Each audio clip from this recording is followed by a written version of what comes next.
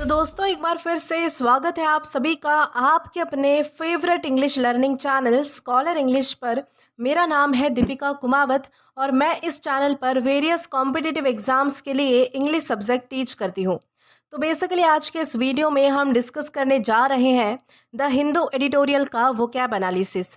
आशा करती हूँ कि आप इन सेशंस के साथ रेगुलरली जुड़ रहे हैं और इनका बेनिफिट भी उठा रहे हैं, क्योंकि इन सेशंस का मकसद है आपके वोकैब पावर को और ज़्यादा इन्हांस करना। और ये जो वोकैब सेशंस है ये बैंक, एसएससी, रेलवे, यूपीएससी या फिर किसी भी कॉम्पिटिटिव एग्ज़ाम के लिए इक्वली बहुत ही ज़्यादा इम्पॉर्टेंट है। तो चलिए और ज़्यादा देर ना करते हुए बढ़ते हैं हमारे वोकैब शो की ओर और जानेंगे कि आज का हमारा सबसे पहला वर्ड कौन सा होता है। तो दोस्तों आज का हमारा सबसे पहला वर्ड आता है थ्वैक। दोस्तों थ्वैक का मतलब होता है जोरदार प्रहार या फिर धप की आवाज़। यानी कि जैसे कि सोचो तुम क्रिकेट खेल रहे हो और बैट्समैन ने बॉल को पूरे फोर्स के साथ मारा और उस वक्त जो लाउड साउंड आई ना तो उसे ही कहते हैं थ्वैक। ये वर्ड जो है वो बेसिकली एक सडन शार्प हिट के साउंड को डिस्क्राइब करता है। डेली लाइफ में भी हमने नोटिस किया है, जैसे कि बहुत बार क्या होता है, जैसे कोई दोस्त अगर आपके साथ मजाक करता है और मजाक मजाक में उसने जो है वो आपकी पीठ पर जोर से थप थप करता है, मतलब कि वो मारता है आपको पीठ पर, तो एक क्लियर साउंड निकलती है। या फिर तुमने कोई बुक टेबल पर स्लैम की और लाउड आवाज़ आई। तो दोस्तों ये सभी सिचुएशंस में यूज़ होने वाला साउंड इफेक्ट टाइप का वर्ड है जो है थ्वैक। यानी कि जब भी आप जो है वो किसी चीज़ को हिट करते हो, स्लैम करते हो, थपथपाते हो, तो उससे जो साउंड निकलती है, जिस तरीके का जो साउंड निकलता है, एक धपकी सी आवाज़ आती है, तो उसे कहते हैं थ्वैक। दोस्तों इसे याद रखने का एक और सिंपल ट्रिक है। थ्वैक का मतलब होता है, जैसे कि थ्वैक से आप जो है वो मतलब कि थोड़ा वैक, इस तरीके से आप कनेक्ट कर पाओगे, मतलब कि एक जोर का झटका या फिर हिट जैसे क्लियर से धपकी आवाज़ आना। तो इस तरीके से आप समझ पाओगे कि थ्वैक यानी क्या होता है और किस तरीके से इसका यूज़ किया जाता है। दोस्तों ये हमारे पास पार्ट्स ऑफ स्पीच में नाउन है। सिनोनिम इसका होता है स्मैक, वैक या फिर स्लैप। स्मैक या फिर वैक या फिर स्लैप का क्या मतलब होता है कि किसी को मतलब कि बेसिकली चाटा मारना, थप्पड़ मारना, और उसमें से जो आवाज़ आती है तो वो कौन सी होती है, तो वो हमारी थ्वैक की आवाज़ होती है। तो उस तरीके से आप स्मैक करते हो, यानी कि आप किसी को जो है वो मतलब कि मारते हो। वैक या फिर स्लैप का भी यही मतलब होता है कि किसी को जो है वो बेसिकली चाटा मारना या फिर थप्पड़ मारना, लेकिन आराम से, लेकिन उसमें से जो है वो मतलब कि एक तरीके की साउंड निकलना, तो वो क्या होती है, हमारी थ्वैक। एंटोनिम इसका है केयरस, पैट या फिर टच। केयरस का मतलब आपको पता है, केयरस का मतलब होता है कि किसी की मतलब की देखभाल करना, बेसिकली ये केयर का ही फॉर्म है। केयर का मतलब होता है देखभाल करना और केयरस का भी मतलब होता है देखभाल। ओके। पैट का मतलब होता है थपथपाना। पैट यानी कि जब आप मान लो कि कोई बहुत ही अच्छा काम करते हो, कोई गर्व करने लायक काम करते हो, तो आपकी जो पीठ है वो थपथपाई जाती है प्रशंसा में, सराहना में, तो उसे हम कहते हैं पैट करना, बेसिकली थपथपाना किसी चीज़ को। और टच का मतलब आपको पता है, टच का मतलब होता है छूना या फिर स्पर्श करना, तो वो हो गया हमारा टच। दोस्तों अब अगर बात करें इसके एग्जाम्पल की, तो एग्जाम्पल इसका है the book fell to the floor with a loud thwack. यानी कि जो बुक है वो फर्श पे जो है वो एक धप की आवाज़ के साथ गिरी। यानी कि जो बुक है वो जब फ्लोर पे गिरी, जब वो फर्श पे गिरी, तो कैसी आवाज़ आई, तो वो जो है वो मतलब कि एकदम से धपकी सी आवाज़ आई, क्योंकि वहाँ पर गिरने की वजह से क्या हुआ, तो वहाँ पर जो है वो मतलब कि साउंड क्रिएट हुआ। तो इस तरीके से आप समझ पाओगे कि थ्वैक यानी क्या होता है और किस तरीके से आपको इसका यूज़ करना है। देन इसी के साथ हम आगे जाएंगे हमारे नेक्स्ट वर्ड की ओर और जानेंगे कि इसके बाद हमारा अगला वर्ड कौन सा है। दोस्तों इसके बाद हमारा अगला वर्ड है इर्रिट्रीवेबल। दोस्तों इर्रिट्रीवेबल का मतलब होता है अपूरणीय, यानी कि जिसे वापस नहीं पाया जा सकता। जैसे कि आपको एग्जाम्पल देकर समझाती हूँ कि सोचो तुमने लैपटॉप में एक बहुत ही इंपॉर्टेंट प्रोजेक्ट फाइल सेव की थी, लेकिन गलती से तुमने उसको परमानेंटली डिलीट कर दिया और रिसाइकल बिन भी पूरा एम्प्टी कर दिया। अब चाहे तुम जितनी भी कोशिश कर लो, वो फाइल वापस आने से रही, यानी कि वो फाइल अब वापस नहीं आने वाली।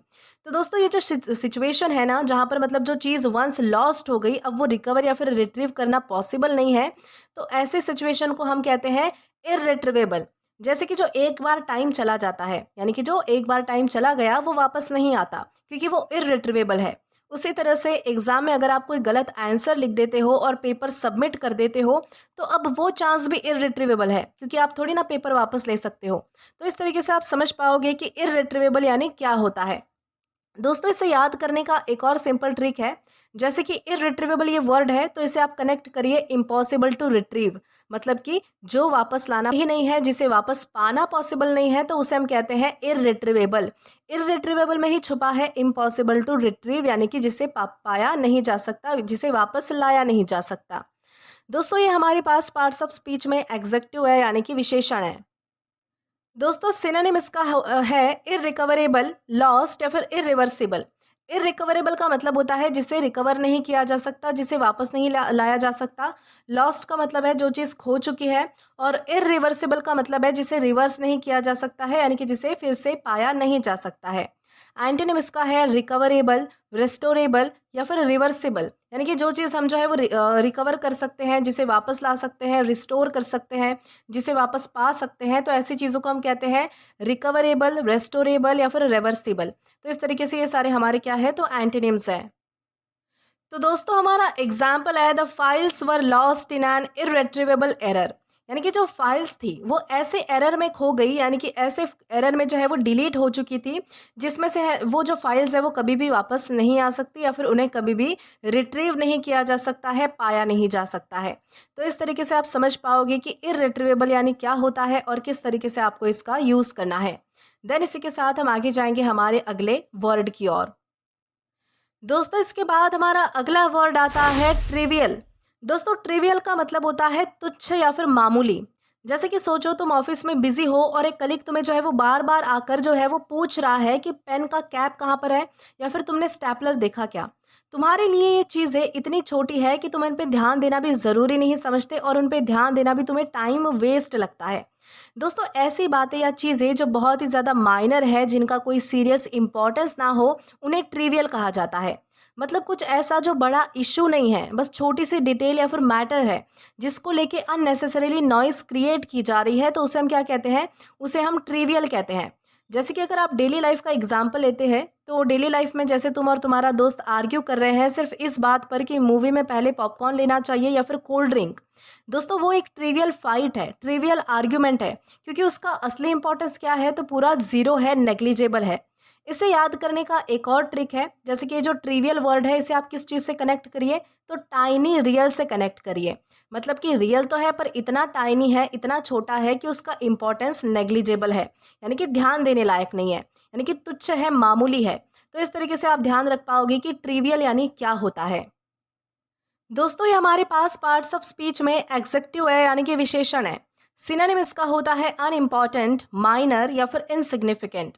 अनइम्पॉर्टेंट यानी कि जो चीज़ ज़रूरी नहीं है, जो चीज़ इंपॉर्टेंट नहीं है, उसे हम कहते हैं अनइम्पॉर्टेंट। माइनर यानी कि जो चीज़ बहुत ही ज़्यादा छोटी है, बहुत ही ज़्यादा तुच्छ है, यानी कि जिस पे ध्यान देना भी नहीं बनता है, यानी कि बहुत ज़्यादा मतलब कि माइनर है, जो बिल्कुल भी इंपॉर्टेंट नहीं है। और इनसिग्निफिकेंट का भी सेम मतलब होता है, मतलब कि जो चीज़ बिल्कुल इंपॉर्टेंट नहीं है, जिसकी कोई इंपॉर्टेंस नहीं होती है, तो उसे हम कहते हैं इनसिग्निफिकेंट। दोस्तों एंटोनिम देखें तो एंटोनिम इसका है इंपॉर्टेंट, सिग्निफिकेंट या फिर मेजर। इंपॉर्टेंट या फिर सिग्निफिकेंट का मतलब होता है कोई चीज़ बहुत ज़्यादा ज़रूरी होना, कोई चीज़ बहुत ज़्यादा एसेंशियल होना, इंपॉर्टेंट होना। मेजर का मतलब है कोई चीज़ बहुत ज़्यादा बड़ी है, कोई मुद्दा बहुत ज़्यादा बड़ा है, कोई मैटर बहुत ज़्यादा बड़ा है, कोई चीज़ जो है वो इंपॉर्टेंस होल्ड करती है, तो उसे हम कहते हैं मेजर।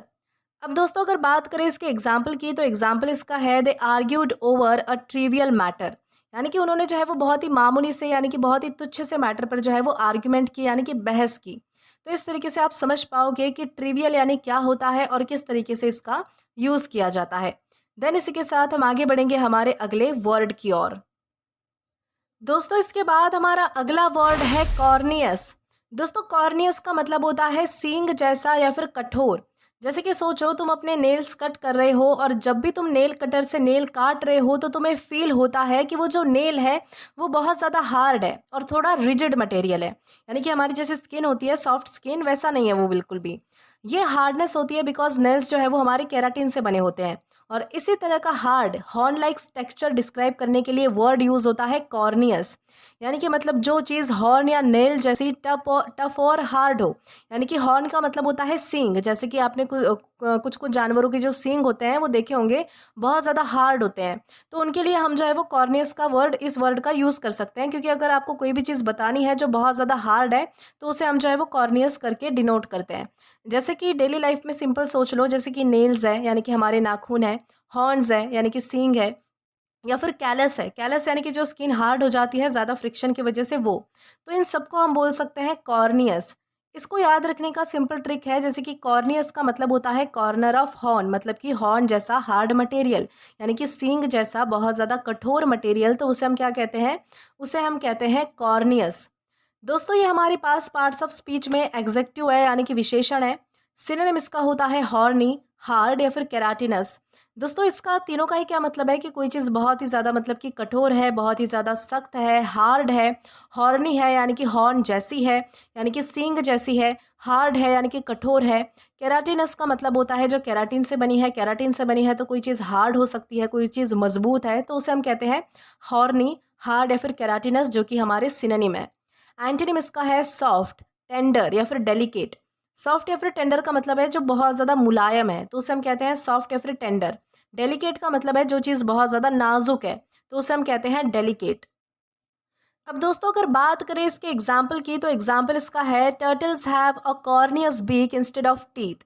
यानी कि जो कछुए होते हैं, जो टर्टल्स होते हैं, तो उनके जो क्या होते हैं, उनके मतलब कि दांत नहीं होते, उनकी जो बीक होती है, यानी कि बेसिकली यहाँ पर बीक का वैसे तो मतलब होता है चोंच, लेकिन जो टर्टल टर्टल का यहाँ पर जो मुंह हम कंसिडर कर सकते हैं, यानी कि जो टर्टल का मुंह होता है, उनके दांत बिल्कुल नहीं होते हैं। उनके क्या होती है, तो उनकी बहुत ही ज़्यादा हार्ड बीक होती है, यानी कि उनका जो मुंह है, उनका जो जॉ है, उनका जो जबड़ा है, जहाँ से वो मतलब कि खाना किसी को भी खाना जो है वो चबाते हैं, तो वो बहुत ज़्यादा हार्ड होता है, बहुत ज़्यादा सख्त होता है, जैसे कि कोई हॉर्न, जैसे कि कोई सींग, जैसे कि बहुत ज़्यादा कठोर मटेरियल हो।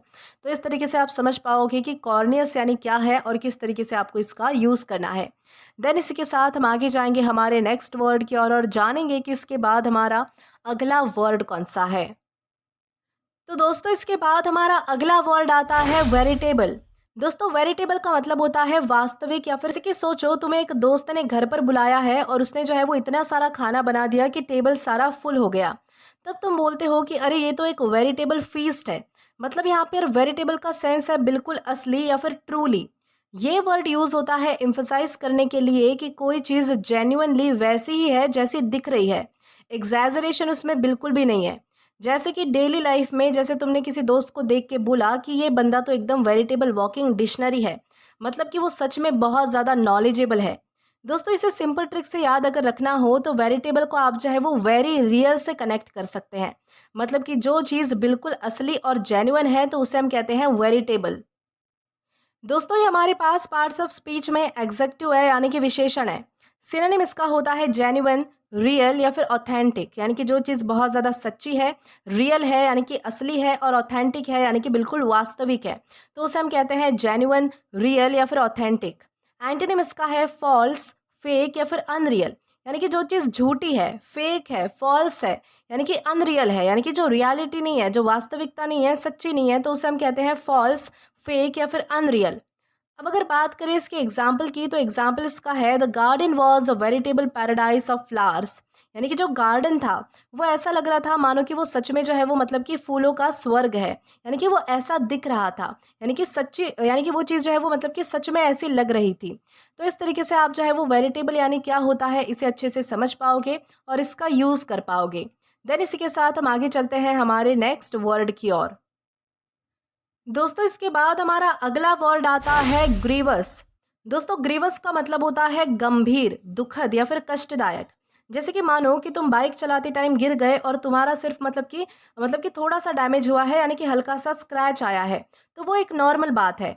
लेकिन अगर एक्सीडेंट इतना सीरियस हो गया है कि आपकी कोई हड्डी टूट गई है या फिर कोई बड़ा डैमेज हो गया है, तो उसे कहा जाएगा ग्रीवस इंजुरी। मतलब कि ग्रीवस का यूज़ तब होता है जब कोई चीज़ एक्सट्रीमली सीरियस, पेनफुल या फिर डैमेजिंग होती है।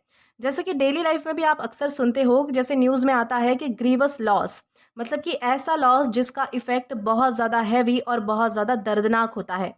तुम इस वर्ड को याद रखने के लिए एक सिंपल ट्रिक का भी यूज़ कर सकते हो, जैसे कि ग्रीवस, इस चीज़ को आपको किस चीज़ से रिलेट करना है, तो ग्रीफ वाला सीरियस। ग्रीवस यानी कि ग्रीफ वाला सीरियस, मतलब कि जो चीज़ ग्रीफ, ग्रीफ का क्या मतलब होता है, ग्रीफ का मतलब होता है दर्द या फिर दुखीपन, यानी कि जो चीज़ दर्द या फिर दुखीपन क्रिएट करे वो ग्रीवस है, क्योंकि वो ग्रीफ वाला सीरियस है। तो इस तरीके से आप समझ पाओगे कि ग्रीवस यानी क्या होता है। दोस्तों ये हमारे पास पार्ट्स ऑफ स्पीच में एग्जेक्टिव है यानी कि विशेषण है। सिनोनिम इसका होता है सीवियर, सीरियस या फिर पेनफुल। सीवियर का मतलब है जो चीज़ बहुत ज़्यादा गंभीर है। सीरियस का भी यही मतलब होता है कि कोई चीज़ बहुत ज़्यादा गंभीर होना। और पेनफुल का मतलब होता है कोई चीज़ दर्दनाक होना, बहुत ज़्यादा कष्टदायक होना। एंटोनिम इसका है माइल्ड, स्लाइट या फिर बियरेबल। माइल्ड या फिर स्लाइट का मतलब है जो चीज़ बहुत ज़्यादा सौम्य है, बहुत ज़्यादा मतलब कि अच्छी है, जो मतलब कि बेसिकली माइल्ड है। माइल्ड का मतलब कि मृदु है, सौम्य है। बियरेबल का मतलब होता है जिसे सहन किया जा सकता है, जिसे आप सह सकते हो, बियर कर सकते हो, तो उसे हम कहते हैं बियरेबल। अब अगर बात करें इसके एग्जाम्पल की, तो एग्जाम्पल इसका है ही suffered a grievous injury in the accident. यानी कि उसने जो है वो मतलब कि एक्सीडेंट की वजह से जो उसको जो इंजरी आई थी, उस सीरियस इंजरी को सहन किया। यानी कि उस सीरियस इंजरी से वो गुजरा, उसे वो सीरियस इंजरी फेस करनी पड़ी। और वो इंजरी कैसी थी? तो ग्रीवस थी, यानी कि बहुत ज़्यादा सीरियस थी, बहुत ज़्यादा गंभीर थी, बहुत ज़्यादा दर्दनाक थी। तो इस तरीके से आप समझ पाओगे कि ग्रीवस यानी क्या होता है और किस तरीके से इसका यूज़ किया जाता है। देन इसी के साथ हम आगे जाएंगे हमारे नेक्स्ट वर्ड की ओर और जानेंगे कि इसके बाद हमारा अगला वर्ड कौन सा है। तो दोस्तों इसके बाद हमारा अगला वर्ड आता है पेट्यूलेंट। दोस्तों पेट्यूलेंट का मतलब होता है चिड़चिड़ा या फिर नाराज होने वाला। जैसे कि सोचो तुम्हारा एक दोस्त है जो छोटी छोटी बातों पर गुस्सा हो जाता है। जैसे उसने कहा कि मूवी में पॉपकॉर्न लेना है और तुमने बोला नहीं, कोल्ड ड्रिंक लेते हैं, और बस वो तुरंत मुंह फुलाकर चुप हो गया या फिर इरिटेट हो गया। ऐसा चाइल्डिश या फिर चिड़चिड़ापन वाला जो बिहेवियर होता है उसे कहा जाता है पेट्यूलेंट। मतलब कोई बंदा जो इजीली अपसेट हो जाता है और थोड़ा इमेच्योर तरीके से रिएक्ट करता है, उसे हम पेट्यूलेंट कहते हैं। यानी कि जो चिड़चिड़ा स्वभाव स्वभाव का होता है या फिर जल्दी से ऑफेंड हो जाता है, जल्दी से नाराज हो जाता है, तो ऐसे व्यक्ति को हम क्या कहते हैं? ऐसे स्वभाव को, ऐसे व्यक्ति को हम कहते हैं पेट्यूलेंट।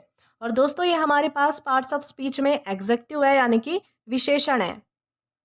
सिनोनिम इसका है इरिटेबल, क्रैंकी या फिर फ्रेटफुल।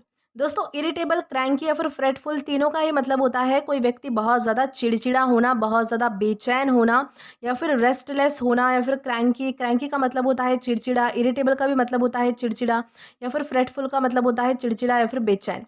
तो इस तरीके से ये हमारे सारे क्या है? तो सिनोनिम्स है। एंटोनिम इसका है काम, पेशेंट या फिर जेंटल। यानी कि जो व्यक्ति बहुत ज़्यादा मतलब कि शांत है, बहुत ज़्यादा मतलब कि सोबर है, सीरीन है, काम है, पेशेंट है, धैर्य धैर्य के साथ रहता है, यानी कि पेशेंस है उसमें, तो उसे हम क्या कहते हैं? काम, पेशेंट, फिर जेंटल हम उसे कह सकते हैं। अब अगर बात करें इसके एग्जाम्पल की, तो एग्जाम्पल इसका है the child became petulant when he didn't get the toy. यानी कि जब बच्चे को जो है वो खिलौना नहीं मिला तो वो बहुत ज़्यादा चिड़चिड़ा हो गया, यानी कि नाराज़ हो गया, ज़ोर ज़ोर से जो है वो चिल्लाने लगा, यानी कि फ्लोर पे चिल्ला रहा था, गिर रहा था। तो इस तरीके से जो है वो बच्चे करते हैं अक्सर जब उन्हें टॉय नहीं मिलता है या फिर उन्हें जो है वो उनके मनपसंद का खिलौना नहीं दिया जाता है। तो इस तरीके से आप इस एग्जाम्पल से समझ पाओगे कि पेट्यूलेंट यानी क्या होता है, किस तरीके का इंसान होता है या फिर किस तरीके का व्यक्ति होता है। देन इसी के साथ हम आगे बढ़ेंगे हमारे नेक्स्ट वर्ड की ओर और जानेंगे कि इसके बाद हमारा अगला वर्ड कौन सा है। दोस्तों इसके बाद हमारा अगला वर्ड आता है इंस्पाइसेट। दोस्तों इंस्पाइसेट का मतलब होता है गाढ़ा करना या फिर गाढ़ा हो जाना। जैसे कि सोचो तुम किचन में दूध गर्म कर रहे हो और जैसे जैसे वो बॉईल होता है तो पानी वाला पार्ट ऊपर से स्टीम बन के उड़ जाता है, और जो दूध होता है वो थोड़ा थोड़ा थिक होने लगता है, यानी कि गाढ़ा होने लगता है। ये जो प्रोसेस है जिसमें जिसमें जो है वो कोई लिक्विड ग्रेजुअली थिक या फिर कॉन्सेंट्रेटेड बन जाता है, तो उसे कहते हैं इंस्पाइसेट। डेली लाइफ में अगर एग्जाम्पल देखें तो जैसे केचप की बॉटल अगर आप फ्रिज में रखते हो तो उसे अगर आप थोड़े दिनों बाद खोलोगे तो उसे निकालते निकालते जो है वो थोड़ा मतलब कि आपको थिक उसका टेक्सचर दिखेगा, यानी कि वो पहले से और ज़्यादा थिक हो गया होता है। या फिर जो पेंट का डब्बा होता है उसे ओपन करने के बाद अगर आप देखते हो तो वो थोड़ा जम गया होता है या फिर जो है वो मतलब कि थोड़ा गाढ़ा हो गया होता है। तो ये सारे एग्जाम्पल जो है वो इंस्पाइसेट के ही एग्जाम्पल्स हैं। तो इस तरीके से आप समझ पाओगे कि इंस्पाइसेट यानी क्या होता है। इंस्पाइसेट का मतलब होता है किसी चीज़ का गाढ़ा होना, किसी चीज़ का थिक हो जाना, कॉन्सेंट्रेटेड हो जाना, किसी चीज़ का और भी ज़्यादा कंडेंस्ड हो जाना, तो उसे हम कहते हैं इंस्पाइसेट। दोस्तों ये हमारे पास पार्ट्स ऑफ स्पीच में वर्ब है, यानी कि क्रिया है। सिनोनिम इसका होता है थिकन, कंडेंस या फिर कॉन्सेंट्रेट। इन तीनों का ही क्या मतलब होता है कि कोई चीज़ गाढ़ी होना, कोई चीज़ मतलब कि जाड़ी हो जाना, जाड़ी हो जाना यानी कि थिक हो जाना, बेसिकली कंसिस्टेंसी में। थिकन, कंडेंस या फिर कॉन्सेंट्रेट का क्या मतलब हुआ? यानी कि कोई चीज़ थिक हो जाना, गाढ़ी हो जाना। एंटोनिम इसका है डाइल्यूट, थिन या फिर वीकन। डाइल्यूट का मतलब होता है किसी चीज़ को पतला करना, किसी चीज़ की और मिलावट करके उसे पतला करने की कोशिश करना। थिन का मतलब भी होता है पतला। वीकन का यहाँ पर दूसरे सेंस में मतलब है, वीकन का यहाँ पर वैसे तो हमको मतलब पता है कमज़ोर, लेकिन यहाँ पर अगर हम कंसिडर करते हैं तो वीकन का भी मतलब होता है कि कोई चीज़ पतली हो जाना, कोई चीज़ कंसिस्टेंसी में रनी या फिर फ्लोई हो जाना बेसिकली। अब अगर बात करें इसके एग्जाम्पल की, तो एग्जाम्पल इसका है the cook inspissated the sauce by boiling it for hours. यानी कि एक कुक ने क्या किया कि उसने जो है वो मतलब कि एक सॉस को जो है वो घंटों तक उबाल कर उसे बॉईल कर कर जो है वो अच्छे से गाढ़ा कर लिया, थिक कर लिया। उसकी कंसिस्टेंसी कैसी कर ली, तो बहुत ज़्यादा गाढ़ी कर दी। तो इस तरीके से आप समझ पाओगे कि इंस्पाइसेट यानी क्या होता है और किस तरीके से आपको इसका अलग अलग सेंटेंसेस में यूज़ करना है। देन इसी के साथ हम आगे जाएंगे हमारे नेक्स्ट वर्ड की और जानेंगे कि इसके बाद हमारा अगला वर्ड कौन सा है। दोस्तों इसके बाद हमारा अगला वर्ड आता है बिवेल। दोस्तों बिवेल का मतलब होता है विलाप करना या फिर शोक मनाना। जैसे कि सोचो तुम्हारा फ़ोन जो है वो गलती से स्विमिंग पूल में गिर गया और कंप्लीटली ख़राब हो गया। अब तुम बार बार सबको दिखाते हो और कहते हो कि यार मेरा फ़ोन तो अब चला गया, यानी कि मेरा फ़ोन नहीं बचा, और दुख दिखाते हो बेसिकली लोगों को। तो ये जो लाउडली या फिर इमोशनली अपना दुख दुख एक्सप्रेस करना होता है, तो उसे हम कहते हैं बिवेल करना। मतलब किसी लॉस, प्रॉब्लम या फिर ट्रेजेडी पर रोकर, कंप्लेंट करके या फिर लाउडली मोन करके, यानी कि लोगों को बता बता कर रोना, सौरो दिखाना, दुख दिखाना, तो उसे हम कहते हैं बिवेल। जैसे कि अगर डेली लाइफ का एग्जाम्पल देखें, तो एग्जाम में फेल होने के बाद स्टूडेंट्स अपनी कॉपीज देख देख कर बिवेल करते हैं, उन्हें रोना आता है बेसिकली। वो अपने फ्रेंड से डिस्कस करते हैं कि मेरा पेपर बहुत ज़्यादा खराब गया, ये सारी चीज़ें। तो इस तरीके से आप समझ पाओगे कि बिवेल यानी क्या होता है। बिवेल का मतलब होता है दुख में वेल करना, वेल करना यानी कि दुख में रोना बेसिकली, तो उसे हम कहते हैं बिवेल। दोस्तों ये हमारे पास पार्ट्स ऑफ स्पीच में वर्ब है यानी कि क्रिया है। सिनोनिम इसका होता है लैमेंट, मोर्न या फिर ग्रीव। लैमेंट, मोर्न या फिर ग्रीव, इन तीनों का ही मतलब होता है विलाप करना या फिर शोक मनाना बेसिकली, यानी कि रोना, यानी कि किसी चीज़ का दुख मनाना, तो उसे हम कहते हैं लैमेंट करना, मोर्न करना या फिर ग्रीव करना। एंटोनिम इसका है रिजॉइस, सेलिब्रेट या फिर चीयर। रिजॉइस का मतलब होता है बहुत ज़्यादा खुश होना, सेलिब्रेट का मतलब होता है खुशी मनाना या फिर किसी चीज़ को मतलब कि सेलिब्रेट करना या फिर मनाना। चीयर का भी यही मतलब होता है कि बहुत ज़्यादा खुश होना या फिर बहुत ज़्यादा खुशी मनाना। तो उसे हम कहते हैं रिजॉइस, सेलिब्रेट या फिर चीयर। अब अगर बात करें इसके एग्जाम्पल की, तो एग्जाम्पल इसका है the villagers bevel the loss of their leader. यानी कि जो गांव वाले जो लोग थे, जो विलेजर्स थे, वो अपने लीडर के मतलब कि चले जाने पर, यानी कि उनकी सडन जो है वो मतलब कि डेथ हो जाने पर, यहाँ पर जो लॉस का मतलब है वो किस चीज़ से है, तो उनकी डेथ हो गई है, तो इस चीज़ से जो है वो मतलब कि अपने लीडर को जो है वो मतलब कि उन्होंने खो दिया है। तो उस चीज़ को लेकर जो है वो बहुत ज़्यादा मतलब कि शोक मना रहे थे, यानी कि रो रहे थे, यानी कि अपना दुख एक्सप्रेस कर रहे थे। तो इस तरीके से आप समझ पाओगे कि बिवेल यानी क्या होता है और किस तरीके से आपको इसका अलग अलग सेंटेंसेस में यूज़ करना है। देन इसी के साथ हम आगे जाएंगे आज के हमारे लास्ट वर्ड की और जानेंगे कि हमारा कौन सा होता है। तो दोस्तों हमारा वर्ड है रिडाउंड। दोस्तों रिडाउंड का मतलब होता है योगदान देना या फिर प्रभाव डालना। आइए इसे अच्छे से समझते हैं। जैसे कि सोचो कि तुम अपने ऑफिस में एक प्रोजेक्ट बहुत ही ज़्यादा मेहनत से कंप्लीट करते हो, और जब वो सक्सेसफुल होता है तो बॉस तुम्हारी तारीफ करता है और कलीग्स भी सारे तुमसे इम्प्रेस हो जाते हैं। यहाँ तुम्हारी मेहनत का जो रिजल्ट निकला, उसका पॉजिटिव इफेक्ट तुम्हारी ही इमेज और करियर पर वापस आ गया। दोस्तों इसी को कहते हैं रिडाउंड होना, यानी कि आप किसी चीज़ में अगर योगदान देते हो या आप किसी चीज़ में अगर अपना कंट्रीब्यूशन देते हो, तो आपको किसी ना किसी चीज़ से जो है वो मतलब कि फ़ायदा मिलता है, आप पर उसका प्रभाव होता है। मतलब कि कोई भी एक्शन या काम जो तुम करते हो, उसका इफेक्ट डायरेक्टली तुम पर ही रिफ्लेक्ट होता है, चाहे फिर वो अच्छा काम हो चाहे फिर वो बुरा काम हो, तो उसे हम कहते हैं रिडाउंड होना। जैसे कि एक और एग्जाम्पल देती हूँ। जैसे अगर तुम किसी की हेल्प करते हो, तो वो तुम्हारी रेपुटेशन के फेवर में रिडाउंड करेगा कि इसने मेरी हेल्प की, इस तरीके से वो तारीफ करेगा, सबको बताएगा, और उससे क्या होगा कि तुम्हारी ही इमेज जो है वो बढ़ेगी। और अगर तुम गलत काम करते हो, तो वही इंसान तुम्हारी रेपुटेशन को हार्म करके रिडाउंड करेगा अगेंस्ट यू, यानी कि वो तुम्हारे बारे में बुरी बुरी बातें बताएगा, जिससे कि क्या होगा कि तुम्हारा ही नुकसान होगा। यानी कि तुम चाहे अच्छा करो या फिर तुम चाहे बुरा करो, उसका जो इफेक्ट है वो तुम पर ही आना है। और वो इफेक्ट जो है वो मतलब कि क्या करता है, तो आपकी रेपुटेशन को जो है वो मतलब कि हार्म कर सकता है या फिर बना सकता है। तो उस इफेक्ट को मतलब हम क्या कहते हैं, रिडाउंड कहते हैं। यानी कि जब भी आप किसी चीज़ में अपना कंट्रीब्यूशन लगाते हो, अगर आपको उसका प्रभाव मतलब आपको मिलता है, तो उसे हम कहते हैं कोई चीज़ रिडाउंड होना। दोस्तों ये हमारे पास पार्ट्स ऑफ स्पीच में वर्ब है यानी कि क्रिया है। सिनोनिम इसका होता है कंट्रीब्यूट, अफेक्ट या फिर रिजल्ट। कंट्रीब्यूट का मतलब होता है बेसिकली योगदान देना, यानी कि अपना कंट्रीब्यूशन देना। अफेक्ट या फिर रिजल्ट का मतलब होता है प्रभाव डालना, प्रभाव होना, प्रभाव पड़ना बेसिकली। एंटोनिम इसका है डिट्रैक्ट, लेसन या फिर रिड्यूस। तो दोस्तों डिट्रैक्ट का मतलब होता है कि किसी चीज़ का मतलब कि चार्म, यानी कि किसी चीज़ का जो अट्रैक्शन होता है उसे मतलब कि कम करना, यानी कि किसी चीज़ की मतलब कि बेसिकली क्वालिटीज़ को कम करना, तो उसे हम कहते हैं डिट्रैक्ट करना। लेसन या फिर रिड्यूस का मतलब आपको पता है कि कोई चीज़ को कम कर देना, किसी चीज़ को कम कर देना, तो उसे हम क्या कहते हैं, उसे हम कहते हैं लेसन या फिर रिड्यूस हम उसे कहते हैं। अब जैसे एग्जाम्पल की हेल्प से समझते हैं, जैसे कि for example his honesty will redound to his good reputation, यानी कि उसकी जो ईमानदारी है, उसकी जो ऑनेस्टी है, वो किस चीज़ पर प्रभाव डालेगी, तो उसके गुड रेपुटेशन पर प्रभाव डालेगी। यानी कि उसकी जो ऑनेस्टी है, उसकी जो ईमानदारी है, उसकी वजह से उसकी क्या चीज़ बढ़ेगी, उसकी क्या चीज़ ग्रो होगी, तो उसकी जो है वो मतलब कि गुड रेपुटेशन ग्रो होगी। उसकी जो ऑनेस्टी है वो किस चीज़ पर प्रभाव डालेगी, तो उसकी रेपुटेशन को अच्छा करने में प्रभाव डालेगी।